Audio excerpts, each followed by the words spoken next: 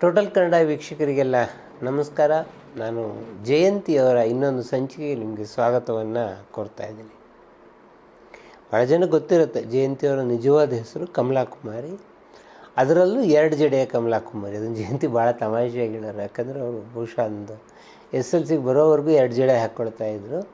ಅವರ ಟೀಚರ್ಸ್ ಎಲ್ಲ 2 ಜಡೆ ಕಮಲಾ ಕುಮಾರಿ 2 ಜಡೆ ಕಮಲಾ ಕುಮಾರಿ ಅಂತ ಕರೆಯೋರಂತೆ. ಜಯಂತಿಗೂ 2 ಜಡೆ ಹಾಕ್ಕೊಳ್ಳೋದು ಭಾಳ ಇಷ್ಟ ಇತ್ತಂತೆ. ಈ ಕಮಲಾ ಕುಮಾರಿ ಅವರ ತಾಯಿ ಸಂತಾನಲಕ್ಷ್ಮಿ, ತಂದೆ ಬಾಲಸುಬ್ರಹ್ಮಣ್ಯಂ. ಅವ್ರ ತಂದೆ ಬಾಲಸುಬ್ರಹ್ಮಣ್ಯಂ ಇಂಗ್ಲೀಷ್ ಪ್ರೊಫೆಸರ್ ಆಗಿದ್ದವರು ಮದ್ರಾಸ್ನಲ್ಲಿ.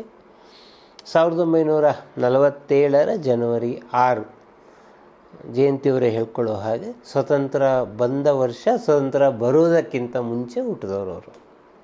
ತಂದೆಗೆ ಮಗಳು ವಿದ್ಯಾಭ್ಯಾಸದಲ್ಲಿ ಮುಂದೆ ಹೋಗಲಿ, ಆ ಕಾಲದಲ್ಲಿ ಎಲ್ಲರೂ ಅವ್ರ ಮಕ್ಕಳು ಡಾಕ್ಟ್ರ್ ಆಗಲಿ ಅಂತ ಅಪೇಕ್ಷೆ ಪಡುವಂಥದ್ದು. ತಾಯಿಗೆ ಮಗಳು ಸಿನಿಮಾ ಕಡೆ ಬರಲಿ, ನೃತ್ಯಗಾರ್ತಿ ಆಗಲಿ ಅನ್ನೋದು ಒಂದು ಅಭಿಲಾಷೆ. ಅತ್ತ ಇಷ್ಟ ಇರಲಿಲ್ಲ ನೃತ್ಯಗಾತಿ ಆಗಬೇಕು ಅಂತ ಹೇಳುವಂಥದ್ದು, ಅಂಥದ್ದೇನು ಅಂತ ಇಷ್ಟ ಇರಲಿಲ್ಲ. ಆದರೆ ತಾಯಿ ಬಹಳ ಒತ್ತಾಯ ಮಾಡ್ತಾ ಇದ್ದಿದ್ದರಿಂದ ಆಯಿತು ಅಂತ ಇವರು ಹೋದರೆ. ಜಯಂತಿ ಸ್ವಲ್ಪ ದಪ್ಪ ಇದ್ದರು ಚಿಕ್ಕವರಿದ್ದಾಗ. ನಾನಿದು ಹೇಳ್ತಿರೋದು ಅವ್ರು 3-4ನೇ ಕ್ಲಾಸಲ್ಲಿ ಇದ್ದ ಕಾಲದಲ್ಲಿ. ದಪ್ಪ ಇದ್ದಿದ್ದು ನೋಡಿ ಎಲ್ಲ ಅವ್ರದ್ದು ಭಾಳ ತಮಾಷೆ ಮಾಡೋರಂತ ಅವ್ರ ಜೊತೆ. ಇಡ್ದತ್ತೆ ನೃತ್ಯ ಮಾಡೋಕ್ಕೆ ಬಳ್ಳಿ ಹೆಂಗಿರ್ಬೇಕು, ಇದೇನು ಇಷ್ಟು ದಪ್ಪ ಇರಲ್ಲ, ನೃತ್ಯ ಮಾಡೋ ಕಾಲ ಬಂತಪ್ಪ ಅಂತೆಲ್ಲ ಮಾತಾಡೋರು. ಜಯಂತಿಗೆ ಇದು ಚಾಲೆಂಜು. ಒಂಥರ ಮನಸ್ಸಲ್ಲಿ ಇಲ್ಲ, ನಾನು ಸಾಧಿಸ್ತೀನಿ, ನಾನು ಇದನ್ನು ಮಾಡ್ತೀನಿ ಅಂತ ಹೇಳಿ ನೃತ್ಯ ಕಲಿಯೋದಕ್ಕೆ ಶುರು ಮಾಡಿದ್ರು. ನೃತ್ಯದಲ್ಲಿ ಅವರು ತಮ್ಮ ಆಸಕ್ತಿಯನ್ನು ತಗೊಂಡು ಮಾಡೋದಕ್ಕೆ ಶುರು ಮಾಡಿದ್ರು. ಆಮೇಲೆ ನೃತ್ಯ ಆದಮೇಲೆ ಈ ನೃತ್ಯದ ಕಾರಣದಿಂದಾಗಿ ಸಿನಿಮಾಗೆ ಬರಬಹುದು ಅಂಥೇಳಿ ಆವಾಗ ಮದ್ರಾಸ್ನ ಸ್ಟುಡಿಯೋಗಳಿಗೆಲ್ಲ 1-2-3 ಸ್ಟುಡಿಯೋಕ್ಕೆ ಹೋಗಿ ಬಂದರು. ಎಲ್ಲೂ ನಾಯಕಿಯಾಗಿ ಅಷ್ಟು ದೊಡ್ಡ ಹುಡುಗಿನೂ ಆಗಿರಲಿಲ್ಲ ಜಯಂತಿ. ಇದು 7-8-9ನೇ ಕ್ಲಾಸಲ್ಲಿದ್ದ ಕಥೆಗಳಿವೆಲ್ಲ. ಈ ಸಂದರ್ಭದಲ್ಲಿ ಒಂದು ಬಹಳ ಕುತೂಹಲಕಾರಿಯಾದ ಘಟನೆ ನಡೆಯುತ್ತೆ. NT ರಾಮರಾವ್ ಅವ್ರನ್ನ ನೋಡೋದಕ್ಕೆ ಜಯಂತಿ ಅವ್ರ ಕುಟುಂಬ ಎಲ್ಲರೂ ಹೋಗ್ತಾರೆ, ಬಸ್ಸಲ್ಲಿ ಹೋಗ್ತಾರೆ. NTR ಅವ್ರದ್ದೊಂದು ದರ್ಬಾರ್ ಶೈಲಿ, ಅದನ್ನು ಜಯಂತಿ ತುಂಬ ಚೆನ್ನಾಗಿ ಹೇಳೋರು. ಅದು ಯಾರು ಕೇಳಿದ್ರಂತೂ ಅವ್ರಿಗೆ ಗೊತ್ತಿರುತ್ತೆ. NTR ಎಲ್ಲ ಬಂದು ಕುತ್ಕೊಂಡು ದರ್ಬಾರು, ಆ ಸಿಂಹಾಸನ ಥರದ ದರ್ಬಾರಲ್ಲಿ ಬಂದು NTR ಕುತ್ಕೊಳ್ಳೋರಂತೆ. ಕುತ್ಕೊಂಡ್ಬಿಟ್ಟು ಎಷ್ಟು ಬಸ್ ಬಂತು? 2 ಬಸ್ಸು. ಇಷ್ಟು ಜನ ಇದ್ದಾರಾ? ಇನ್ನೂ 2 ಬಸ್ ಬರಲಿ, ಕಾಯೋಣ. ಸರಿ ಅಂದರೆ ಅವ್ರಿಗೆ ಜನ ಇರಬೇಕು ತುಂಬ. ಅದಕ್ಕೆ ಜನ ಇದ್ದಾಗ NTR ಮಾತಾಡೋದಕ್ಕೆ ಶುರು ಮಾಡಿ. ಸರಿ, ಚಿಕ್ಕ ಹುಡುಗಿ ಜಯಂತಿ ಆಮೇಲೆಲ್ಲ ಹೋಗಿ ಮಾತಾಡಿಸ್ತಾ ಇದ್ರು. ಅವ್ರ ಕುಟುಂಬದವ್ರು ಹೋದರು, ಮಾತಾಡ್ಸಿದ್ರು. NTR ಜಯಂತಿಯನ್ನು ಬಾಮ ಕುತ್ಕೊ ಅಲ್ಲಿ ತೊಡೆ ಮೇಲೆ ಅಂತ ತೊಡೆ ಮೇಲೆ ಕೂಡಿಸ್ಕೊಂಡು ಸಹಜವಾಗಿ ಅಷ್ಟು ಚಿಕ್ಕ ಹುಡುಗಿಯರನ್ನ ಏನು ಕೇಳ್ತಾರೆ, ಮುಂದೆ ಏನಾಗಬೇಕು ಅಂತ ಆಸೆ ಇದೆಯಮ್ಮ ನಿಮಗೆ ಅಂತ ಕೇಳಿದ್ರೆ NTR. ಜಯಂತಿ ಬಹಳ ದಿಟ್ಟತನದಿಂದ ನಿಮಗೆ ಹೀರೋಯಿನ್ ಆಗಬೇಕು ಅಂತ ಆಸೆ ಇದೆ ಅಂತಂದರೆ. NTR ಸೇರಿ ಅಲ್ಲಿದ್ದವರೆಲ್ಲ ಬಹಳ ಬಿದ್ದು ನಕ್ಕರು. ಇದು ಏನು ಚಿಕ್ಕ ಹುಡುಗಿ ಇಷ್ಟು ದೊಡ್ಡ ಕಲಾ ಸ್ಟಾರು ಹೀರೋಯಿನ್ ಆಗಬೇಕು ಅಂತ ಹೇಳ್ತಾಳಲ್ಲ ಅಂಥೇಳಿ. ಜಯಂತಿ ಈಗಲೂ ಹೇಳ್ತಾರೆ, ನಂಗೆ ಗೊತ್ತಿಲ್ಲ ಅದು ಯಾಕೆ ನನ್ನ ಬಾಯೆಲ್ಲ ಆ ಮಾತು ಬಂತು ಅಂಥೇಳಿ. ಅದು ಬಹುಶಃ 3-4 ವರ್ಷದಲ್ಲೇ ನಿಜ ಆಗೋಯಿತು. NTRಗೆ ನಾಯಕಿಯಾಗಿಯೇ ಜಯಂತಿ ಚಿತ್ರರಂಗವನ್ನು ಪ್ರವೇಶ ಮಾಡ್ತಾರೆ. ಅದು ಬಹುಶಃ ಅವರು ನೃತ್ಯ ಶಾಲೆಯಲ್ಲಿ ಅವ್ರು ನೃತ್ಯ ಮಾಡ್ತಾ ಇರುವಾಗ ರೇವತಿ ಅಂಥೇಳಿ ನಮ್ಮ ಚಿತ್ರನಟಿ ಕಲ್ಯಾಣ್ ಕುಮಾರ್ ಹೆಂಡತಿ ರೇವತಿ ಅಲ್ಲ, ಅವರ ಗುರುಗಳು ರೇವತಿ ಅವರು ಹೀಗೆ ಯಾರೋ ಒಬ್ಬ ಸಹ ಕಲಾವಿದೆ ಬೇಕಿದೆಯಂತೆ, ನೋಡೋಣ ಅಂತೇಳಿ ನೃತ್ಯಕ್ಕೆ ಬೇಕಿದೆಯಂತೆ ಅಂತ ಕರ್ಕೊಂಡು ಹೋಗ್ತಾರೆ. ಕರ್ಕೊಂಡು ಹೋದಾಗ ಪ್ರೊಡಕ್ಷನ್ ಮ್ಯಾನೇಜರ್, ಹುಡುಗಿ ಚೆನ್ನಾಗಿದ್ದಾಳೆ, ಚೆನ್ನಾಗಿ ಡ್ಯಾನ್ಸ್ ಮಾಡ್ತಾಳೆ, ಈ ಸಿನಿಮಾಕ್ಕೆ 4ನೇ ಹೀರೋಯಿನ್ನಾಗಿ ಇವಳನ್ನ ಯಾಕೆ ನಾವು ಬಳಸ್ಕೋಬಾರ್ದು ಅಂತ ಹೇಳಿ ಜಯಂತಿಯನ್ನು NT ರಾಮರಾವ್ ಅವರ 4 ಭಾಷೆಗಳಲ್ಲಿ ನಿರ್ಮಾಣವಾದ ಜಗದೇಕ ವೀರಾನಿ ಕಥಾದಲ್ಲಿ ನಾಯಕಿಯನ್ನಾಗಿ ಮಾಡ್ತಾರೆ. ಇದರಲ್ಲಿ ಕನ್ನಡದ ಮಟ್ಟಿಗೆ ಇದು ಬಹಳ ವಿಶೇಷವಾದ ಸಿನಿಮಾ. ಯಾಕೆಂದರೆ ಇದರಲ್ಲಿ ಮೊದಲ ನಾಯಕಿ ಸರೋಜಾದೇವಿ, 4ನೇ ನಾಯಕಿ ಜಯಂತಿ. ಸೊ ಇರೋ 4ನೇ ನಾಯಕಿಯಲ್ಲಿ 2 ಕನ್ನಡದವರೇ ಇದ್ದರು. ಅಷ್ಟೇ ಅಲ್ಲ, ಅಲ್ಲಿ ತಿಳಿ ನೀರಾಟಗಳು ಕಲಕಲ ತಾಟಗಳು ಅಂತ ಒಂದು ಹಾಡಿದೆ. ಈ ಹಾಡಲ್ಲಿ ಜಯಂತಿ ಮತ್ತು ಸರೋಜಾದೇವಿ ಇಬ್ಬರು ಅಭಿನಯಿಸಿದ್ದಾರೆ. ಜಗದೇಕ ಬಹಳ ಚಿಕ್ಕ ಪಾತ್ರ ಜಯಂತಿದ ಸಿನಿಮಾ ಯಾರು ನೋಡಿದರೆ. ಜಗದೇಕ ವೀರುನಿ ಕಥಾ ಕನ್ನಡದಲ್ಲಿ ಕೂಡ ಜಗದೇಕ ವೀರನ ಕಥೆ ಅಂತ ಬಂದಿದೆ. ಇದು ಡಬ್ ಆಗಿದೆ, ಕನ್ನಡಕ್ಕೆ ಡಬ್ ಆಗಿದೆ.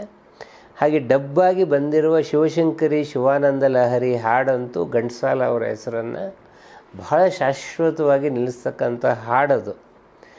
ಈ ಸಿನಿಮಾ ಮೂಲಕ ಜಯಂತಿ ಚಿತ್ರರಂಗಕ್ಕೆ ಬಂದರು. ಚಿತ್ರರಂಗಕ್ಕೆ ಬಂದ ಮೇಲೆ ಅವರಿಗೆ ತೆಲುಗು ಚಿತ್ರರಂಗದಲ್ಲಿ, ತಮಿಳು ಚಿತ್ರರಂಗದಲ್ಲಿ ಮೊದಲ ಅವಕಾಶಗಳು ಸಿಕ್ತು. ಒಂದು ಸಿನಿಮಾದಲ್ಲಿ ಮೊದಲ ಹೀರೋಯಿನ್ ಸಾವಿತ್ರಿ, ಎರಡನೇ ಹೀರೋಯಿನ್ ಜಯಂತಿ.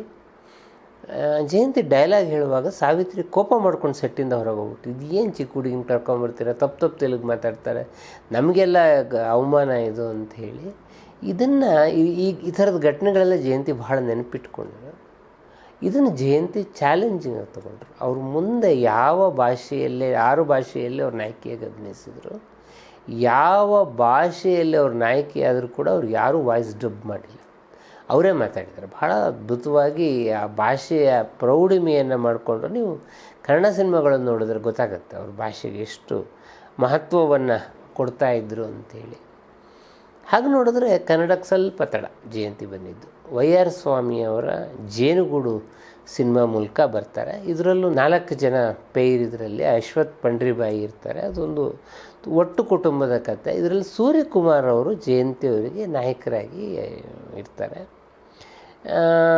ಜೇನಿರಳು ಜೊತೆಗೂಡಿರಲು ಹಾಡಂತೂ ಬಹಳ ಪ್ರಸಿದ್ಧವಾದಂಥ ಹಾಡದು. ಈ ಹಾಡಿಗೆ ಜಯಂತಿ ಅಭಿನಯಿಸಿದ್ದಾರೆ. ಇದಾದಮೇಲೆ ಶ್ರೀರಾಮಾಂಜನೇಯ ಯುದ್ಧ ಸಿನಿಮಾದಲ್ಲಿ ಒಂದು ಸಣ್ಣ ಪಾತ್ರ ಮಾಡಿದ್ದಾರೆ. ಆದರೆ ಕನ್ನಡದಲ್ಲಿ ನಿಜವಾಗಿ ಜಯಂತಿ ಅವರಿಗೆ ಬ್ರೇಕ್ ಕೊಟ್ಟಂಥ ಸಿನಿಮಾ ಅಂತಂದರೆ TV ಸಿಂಗ್ ಠಾಕೂರ್ ಅವರ ಚಂದವಳ್ಳಿಯ ತೋಟ. ಅದು ಜಯಂತಿಗೆ ಬ್ರೇಕ್ ಕೊಟ್ಟಿದ್ದಲ್ಲ ಅಂತ ನೀವು ಪಕ್ಕಕ್ಕೆ ಇಟ್ಟರೂ ಕೂಡ ಕನ್ನಡದಲ್ಲಿ ಒಂದು ಬಹಳ ಲ್ಯಾಂಡ್ ಮಾರ್ಕ್ ಆದಂಥ ಸಿನಿಮಾ. ಅದನ್ನು ನಾವೀಗಾಗಲೇ ಸಾಕಷ್ಟು ವಿಶ್ಲೇಷಣೆ ಮಾಡಿದ್ದೀವಿ. ಅದಕ್ಕೊಂದು ಭಾಳ ಎಪಿಕ್ ಆದೊಂದು ರಾಮಾಯಣ ಮಹಾಭಾರತಕ್ಕಿರಬಹುದಾದ ಒಂದು ವಿಶಾಲವಾದಂಥ ನೆಲೆ ಇರ್ತಕ್ಕಂಥ ಸಿನಿಮಾ. ಇದರಲ್ಲಿ ಮೊಟ್ಟ ಮೊದಲನೇ ಬಾರಿಗೆ ರಾಜ್ಕುಮಾರ್ ಅವರಿಗೆ ಜಯಂತಿ ನಾಯಕಿಯಾಗಿ ಅಭಿನಯಿಸಿದ್ರು. ಆಮೇಲೆ ನಿಮಗೆ ದಾಖಲೆಗಳ ದೃಷ್ಟಿಯಿಂದ ಗೊತ್ತಿರ್ಬೋದು, ರಾಜ್ಕುಮಾರಿಗೆ ಬಹದ್ದೂರ್ ಗಂಡವರಿಗೆ, ಈ ಚಂದವಳ್ಳಿಯ ತೋಟದಿಂದ ಶುರು ಮಾಡಿ ಬಹದ್ದೂರ್ ಗಂಡವರಿಗೆ ಅತಿ ಹೆಚ್ಚಿನ ಸಂಖ್ಯೆಯಲ್ಲಿ ರಾಜ್ಕುಮಾರ್ ಅವರಿಗೆ ನಾಯಕಿಯಾಗಿ ಅಭಿನಯಿಸಿದ್ದು ಜಯಂತಿಯವರೇ. ಇದರಲ್ಲಿ ಹನುಮನ ಪಾತ್ರ, ಉಗ್ರ ಕೋಪಿಷ್ಟ ಹನುಮನ ಪಾತ್ರ ರಾಜ್ಕುಮಾರ್ ಅವರದ್ದು. ಇವರ ಹೆಂಡತಿ ಪಾತ್ರದಲ್ಲಿ ಜಯಂತಿ ಇರ್ತಾರೆ. ಉದಯ್ ಕುಮಾರ್ ಶಿವನಂಜೇಗೌಡನ ಪಾತ್ರ, ಕುಟುಂಬವನ್ನು ಒಂದು ಮಾಡ್ತಕ್ಕಂಥ ಒಬ್ಬ ಸೊಸೆಯ ಪಾತ್ರವನ್ನು ಜಯಂತಿ ಇದರಲ್ಲಿ ಮಾಡಿದರು. ಸಿನಿಮಾದಲ್ಲಿ ಬರುತ್ತೆ. ಇದರಲ್ಲಿ ಒಂದು ಘಟನೆ ನಾನು ನಿಮಗೆ ಹೇಳಬೇಕು. ಅದು NTR ಸಿನಿಮಾದಿಂದ ಬಂದಿದ್ದರಿಂದ ಒಂದು ಪದ್ಧತಿಯನ್ನು ಜಯಂತಿ ರೂಢಿಸ್ಕೊಂಡಿದ್ರು. ಯಾವುದೇ ಸಿನಿಮಾದ ಫಸ್ಟ್ ಸೆಟ್ಟಿಗೆ ಹೋದರೆ ಮೊದಲು ಚಿತ್ರರಂಗದಿದ್ದ ಹಿರಿಯ ಕಲಾವಿದರಿಗೆಲ್ಲ ನಮಸ್ಕಾರ ಮಾಡಿ ಟೇಕ್ ತೊಗೊಳ್ಳೋರು. ಈ ಚಂದವಳ್ಳಿಯ ತೋಟ ಸಿನಿಮಾಗೆ ಬಂದಾಗಲೂ ಉದಯ್ ಕುಮಾರಿಗೆ ನಮಸ್ಕಾರ ಮಾಡಿದ್ರು. ಆಮೇಲೆ ರಾಜ್ಕುಮಾರಿಗೆ ನಮಸ್ಕಾರ ಮಾಡೋಕ್ಕೆ ಬಂದರು. ರಾಜ್ಕುಮಾರ್ ಕೂಡಲೇ ತಡೆದು ಹೇಳಿದ್ರು, ನನ್ನ ಕಾಲಿಗೆ ನಮಸ್ಕಾರ ಮಾಡಬೇಡಿ, ನೀವು ನಿಮ್ಮ ವೃತ್ತಿಯನ್ನು ಗೌರವಿಸಿ, ಅದೇ ನಂಗೆ ಕೊಡುವ ಬಹಳ ದೊಡ್ಡವಾದ ಗೌರವ ಅದು ಅಂತ ಹೇಳಿ ಜಯಂತಿ ಹೇಳೋರು. ಅದನ್ನು ಭಾಳ ಕಡೆ ಹೇಳೋರು. ಇದು ಒಂದು ಮಾತಿನಲ್ಲೇ ನಂಗೆ ಅವ್ರ ಸ್ನೇಹಿತರಾಗ್ಬಿಟ್ರು ಅಂತ ಹೇಳಿ. ಸೊ ಎಲ್ಲರೂ ಅಣ್ಣ ಅವರು ಅಂತ ಕರೆಯುವ ರಾಜ್ಕುಮಾರ್ನ ರಾಜ್ ಅಂತ ಕರೀತಾ ಇದ್ದ ಏಕೈಕ ವ್ಯಕ್ತಿ ಜಯಂತಿಯವರೇ. ಅವರಿಗೆ ಅಂಥದ್ದೊಂದು ಸ್ನೇಹ ರಾಜ್ಕುಮಾರ್ ಬಗ್ಗೆ ಇತ್ತು. ನಾನು ರಾಜ್ಕುಮಾರ್ ಬಗ್ಗೆ ಮುಂದೆ ಜಯಂತಿಯವರ ಅಭಿಮಾನ ಏನೇನಿತ್ತು ಅನ್ನೋದನ್ನು ಹೇಳ್ಕೊಂಡು ಹೋಗ್ತೀನಿ ನಾನು. ಚಂದವಳ್ಳಿಯ ತೋಟ ಒಂದು ಬಹಳ ಯಶಸ್ವಿಯಾದ ಚಿತ್ರವಾಯಿತು. ಒಂದು ರೀತಿಯಲ್ಲಿ ಜಯಂತಿ ಕನ್ನಡದಲ್ಲಿ ನಿಲ್ಲೋದಕ್ಕೆ ಕಾರಣ ಕೂಡ ಆಯಿತು. ಇದಾದ ಮೇಲೆ ಕಲಾವತಿ ಸಿನಿಮಾದಲ್ಲಿ, ಅದು ಸಿಂಗ್ ಠಾಕೂರ್ ಅವ್ರ ಸಿನಿಮಾನೇ, ಇದರಲ್ಲಿ ವಿಲನ್ ಪಾತ್ರ ವನುಜಾ ಅಂಥೇಳಿ ಒಬ್ಬ ಗಾಯಕಿ, GV ಲತಾ ಗುಬ್ಬಿ ವೀರಣ್ಣವ್ರ ಮಗಳು ಇದರ ನಾಯಕಿಯನ್ನು ಹೇಗಾದರೂ ವಾಮ ಮಾರ್ಗದಲ್ಲಿ ಗೆಲ್ಲಲು ಪ್ರಯತ್ನ ಮಾಡ್ತಕ್ಕಂಥ ಖಳ ಪಾತ್ರ. ಜಯಂತಿ ಈ ಥರದ ಪಾತ್ರಗಳನ್ನು ಇಷ್ಟಪಡೋರು. ಅವ್ರು ಯಾವಾಗಲೂ ಹೇಳೋರು, ನನಗೆ ಈ ಥರದ ರೇಂಜ್ ಇರೋ ಪಾತ್ರಗಳು ಬಹಳ ಇಷ್ಟ, ಬಹಳ ಸಾತ್ವಿಕತೆ, ಅದನ್ನು ನನಗೆ ಈ ಥರದ ಪಾತ್ರಗಳು ಇಷ್ಟ ಅಂಥೇಳಿ ಅದನ್ನು ತುಂಬ ಅದ್ಭುತವಾಗಿ ಮಾಡಿದ್ದಾರೆ. ನೀವು ಆ ಕಲಾವತಿ ಸಿನಿಮಾ ನೋಡಿದ್ರೆ ತುಂಬ ಅದ್ಭುತವಾಗಿ ಜಯಂತಿ ಆ ಪಾತ್ರವನ್ನು ಮಾಡಿದ್ದಾರೆ. ಇದಾದಮೇಲೆ ಮುರಿಯದ ಮನೆ ಮಾಡಿದ್ರು. ಮುರಿಯದ ಮನೆಯಲ್ಲಿ ಜಯಂತಿ ಮತ್ತು ಈ ಚಂದವಳ್ಳಿಯ ತೋಟದಂತಹದೇ ಸನ್ನಿವೇಶ ಅದು. ಅಲ್ಲಿ ಮತ್ತೆ ಎಲ್ಲರನ್ನ ಸೇರಿಸುವಂಥ ಪಾತ್ರವನ್ನು ಮಾಡಿದರು. ಈ ಚಂದವಳ್ಳಿ ತೋಟಕ್ಕೆ ಸಂಬಂಧಪಟ್ಟಂಗೆ ಇನ್ನೊಂದು ಘಟನೆ ನಾನು ನೆನಪು ಮಾಡ್ಕೋಬೇಕು. ಇದರ ಒಂದು ಸನ್ನಿವೇಶದಲ್ಲಿ ಮಲ್ಕೊಂಡಿರ್ತಾರೆ ಜಯಂತಿ, ಮಂಚದ ಮೇಲೆ ಮಲ್ಕೊಂಡಿರ್ತಾರೆ ಸೊಸೆ. ಅವ್ರು ಹಾಸಿಗೆ ಹಿಡಿದು ಬಂದಿದ್ದಾರೆ ಎನ್ನುವ ಕಾರಣಕ್ಕೆ ಬಹಳ ಆವೇಗದಿಂದ ಓಡಿ ಬಂದ್ಬಿಟ್ಟು ಉದಯ್ ಕುಮಾರ್ ಅವರು ಅವ್ರ ಮೈ ಮೇಲೆ ಬಿದ್ದು ಅಳಬೇಕು. ಅವಾಗ ಜಯಂತಿ ಭಾಳ ತೆಳ್ಳಗಿದ್ರು, ಇನ್ನು ಚಿಕ್ಕವರು. ಉದಯ್ ಕುಮಾರು ಎಷ್ಟು ಎಮೋಷನಲ್ ಆಗಿಬಿಟ್ರು ಅಂತಂದರೆ, ಸೊಸೆ ಹೀಗಾಯಿತು ಅಂಥೇಳಿ ಬಂದು ಹತ್ರ ಜಯಂತಿಗೆ ಆ ಭಾರ ತಡ್ಕೊಳಕ್ಕಾಗ್ತಿಲ್ಲ. ಉದಯ್ ಕುಮಾರ್ ಅಜಾನುಬಾಹು ನೋಡಿದ್ರಿ. ಅದಾದ ಮೇಲೆ ಅವ್ರಿಗೆ 4 ದಿನ ಸರಿಯಾಗಿ ನಡೆಯೋಕ್ಕಾಗ್ತಿರ್ಲಿಲ್ವಂತೆ. ಅದು ನನಗೆ ಪಾತ್ರಗಳಲ್ಲಿ ಅವರಷ್ಟು ಎಮೋಷನಲ್ ಆಗ್ತಾಯಿದ್ರಲ್ಲ, ಅದರಿಂದ ನಾನು ಬಹಳ ಕಲ್ತ್ಕೊಂಡೆ ಅಂತ ಹೇಳೋರು. ಇನ್ನೊಂದು ಚಕ್ರತೀರ್ಥ, ಅದು ತರಾಸು ಅವರ ಕಾದಂಬರಿಯನ್ನು ಆಧರಿಸಿದಂತಹ ಸಿನಿಮಾ. ಪೆಕೆಟಿ ಶಿವರಾಮ್ ಇದರ ನಿರ್ದೇಶಕರು.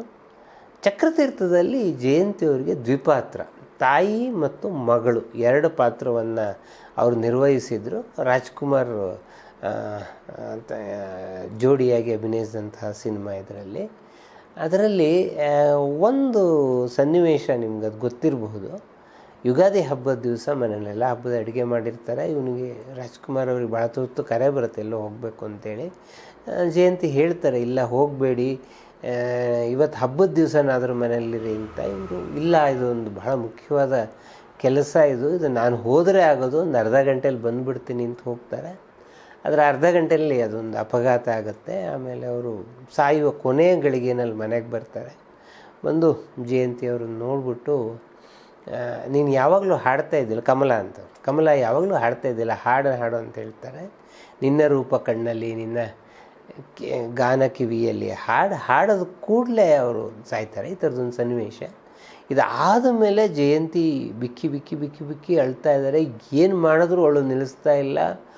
ರಾಜ್ಕುಮಾರ್ ಹೇಳಿದ್ರು, ಇಲ್ಲ ಇದೊಂದು ಸಿನಿಮಾ, ಇದು ನಾನು ನೋಡಿ ಬದುಕಿದ್ದೀನಿ, ನನಗೇನೂ ಆಗಿಲ್ಲ. ಎಷ್ಟು ಇನ್ವಾಲ್ವ್ ಆಗ್ತಾರೆ ಈ ಪಾತ್ರದಲ್ಲಿ ಅಂಥೇಳಿ. ಜಯಂತಿ ಇಲ್ಲ, ನನಗೆ ಆ ಪಾತ್ರದಿಂದ ಹೊರಗೆ ಬರೋಕ್ಕಾಗತ್ತಿಲ್ಲ, ಮತ್ತು ಇನ್ನೊಂದು ಸನ್ನಿವೇಶ ತಗೊಳ್ಳೋಕ್ಕೆ ಆಗಲಿಲ್ಲ ಅವ್ರಿಗೆ. ಈ ಥರದೊಂದು ಇನ್ವಾಲ್ವ್ಮೆಂಟ್ ರಾಜ್ಕುಮಾರ್ ಅವ್ರಿಗೆ ಹೇಳಿದ್ರಂತಿಲ್ಲ, ಇಂಥ ಇನ್ವಾಲ್ವ್ಮೆಂಟ್ ಬಹಳ ಒಳ್ಳೆಯದಲ್ಲ, ಇದನ್ನು ನೀವು ಇಟ್ಕೋಬೇಡಿ ಅಂಥೇಳಿ. ಪ್ರತಿಜ್ಞೆನಲ್ಲಿ ಕೂಡ ಈ ಥರದ್ದೇ ಒಂದು ಅದ್ಭುತವಾದ ಪಾತ್ರವನ್ನು ಜಯಂತಿ ಮಾಡಿದರು. ಸೊ ಈ ಥರದ ಪಾತ್ರಗಳನ್ನು ಮಾಡ್ತಾ ಇದ್ದ ಜಯಂತಿ ಇದಕ್ಕಿದ ಹಾಗೆ ಕನ್ನಡದ ಬಹಳ ಮುಖ್ಯ ನಟಿಯಾಗಿ ಹೇಗೆ ಬೆಳೆದರು. ನಮ್ಮಲ್ಲಿ ರಾಜ್ಕುಮಾರ್ ಲೀಲಾವತಿ ಪಾತ್ರ ಬಹಳ ಜನಪ್ರಿಯವಾಗಿದ್ದಂಥ ಜೋಡಿಯಾಗಿದ್ದಂಥ ಕಾಲ ಅದು. ಕಲ್ಪನಾ ಆಗ್ತಾನೆ ಪ್ರವೇಶ ಮಾಡ್ತಾಯಿದ್ರು. ಕನ್ನಡಕ್ಕೆ ಬಹಳ ಬೇರೆ ಥರದ ಕಲಾವಿದೆ ಬರ್ತಾಯಿದ್ರು. ನಮ್ಮ ಮುಂದಿನ ಚಿತ್ರ ಜೀವನದಲ್ಲಿ ಜಯಂತಿ ಬೋಲ್ಡ್ ಸ್ಟಾರ್ ಅಂತ ಅನಿಸ್ಕೊಂಡ್ರು. ಆ ಬೋಲ್ಡ್ ಪಾತ್ರ ಮಾಡಿದ ಸಿನಿಮಾ ಯಾವುದು ಅನ್ನೋದು ನಾನು ಮುಂದಿನ ಸಂಚಿಕೆಯಲ್ಲಿ